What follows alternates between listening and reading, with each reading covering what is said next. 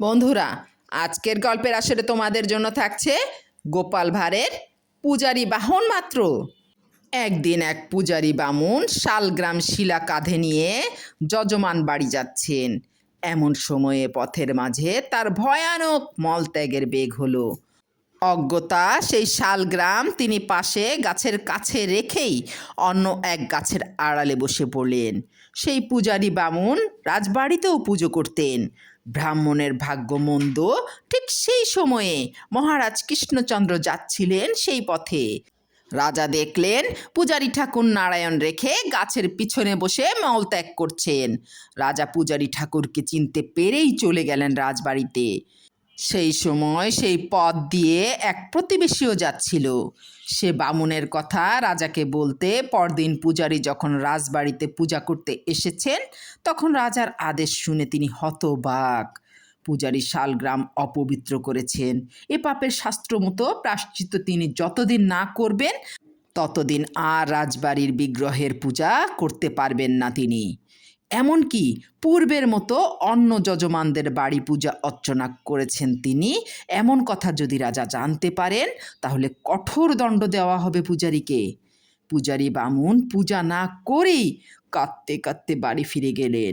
শালগ্রাম কলুষিত করার প্রায়শ্চিত্ত একটা ব্যয়সাধ্য ব্যাপার। গরিব বামুন কোথায় পাবেন অত টাকা? টাকা না হলে কি করে হবে? ব্রাহ্মণকে কাঁদতে দেখে সকলেরই দয়া হলো তার ওপরে। কিন্তু রাজার কাছে তার হয়ে দু কথা বলবার সাহস কারও হলো না। সকলে গোপালের কাছে যেতে বলল। একটা উপায় গোপাল বের করবেই। শেষে ব্রাহ্মণ কেঁদে কেটে ধরলেন গোপালকে। রাজার একান্ত প্রিয়পাত্র ওই গোপাল। রাজাকে যদি কিছু বলতে হয় তবে গোপালকে দিয়ে বলানোই ভালো। গোপাল ছাড়া বামুনের আর কোনো উপায় নাই। গোপাল বললে, 2-4 দিন ধৈর্য ধরুন ঠাকুর মশাই। সুযোগ না এলে কথা কয়ে লাভ হবে না। আমি এর একটা বিহিত করতে পারবো আশা করছি। আপনি নিশ্চিন্ত মনে বাড়ি যান। আপনার কথা আমার মনে থাকবে। সময় সুযোগ না হলে রাজাকে বলে কিছুই লাভ হবে না। এই বলে গোপাল বামুন ঠাকুরকে বিদায় দিল তখনকার মতো। 2-1 দিন পরেই রাজা একদিন ঘোড়ার গাড়িতে বেড়াতে বেরিয়েছেন। গোপালও সঙ্গে আছে। শীতের অপরাহ্ন, খানিকটা বৃষ্টিও হয়েছে। গরম সালে সর্বাঙ্গ ঢেকেও তবুও রাজা মাঝে মাঝে শীতে কাঁপছেন। এমন সময় হঠাৎ গাড়ির ঘোড়াটা মলত্যাগ করলে। অমনি গোপাল হতাশভাবে বলে ফেললে, কি সর্বনাশ, কি সর্বনাশ! রাজা অবাক হয়ে বললেন, কি সর্বনাশ?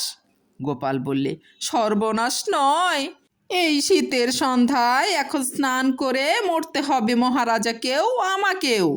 গরম মল ত্যাগ করে আমাদের অশুচি করে দিলে। এখন কি করা যায় ভেবে দেখুন মহারাজ।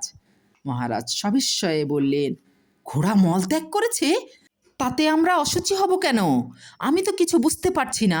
গোপাল তখনই উত্তর দিলে, তাহলে ব্রাহ্মণ মল ত্যাগ করাতে নারায়ণ অশুচি হলেন কেন? ঘোড়াও যেমন বাহন মাত্র, ব্রাহ্মণও তেমনি দেবতার বাহন ছিল মাত্র। তার কি অপরাধ হয় বলুন? রাজা বুদ্ধিমান ব্যক্তি, তিনি এভাবে বিচার করে দেখেননি। গোপালের কথা শুনে তিনি অনেক চিন্তা করলেন। তারপর বললেন, তুমি যা বললে সেটা ন্যায়শাস্ত্রের হিসাবে সঙ্গত বটে, কিন্তু হিন্দুর ধর্ম সংস্কার অনুযায়ী সঙ্গত নয়। মানুষে আর পশুতে সব বিষয়েরই পার্থক্য আছে। যাই হোক, ব্রাহ্মণ যে বাধ্য হয়েই এরকম অবস্থায় মলত্যাগ করেছিল তা আমি বুঝতে পারছি। প্রায়শ্চিত্ত তাকে করতে হবেই, তবে তার ব্যয় আমি দেব। তুমি তাকে কালই প্রায়শ্চিত্ত করে আবার যথারীতি পূজা করতে বলো। তোমাকে বুদ্ধিতে হারাতে পারবো না, তবে নিশ্চয়ই বামুন ঠাকুর তোমাকে এজন্য ঘুষ দিয়েছে আমার মনে হচ্ছে।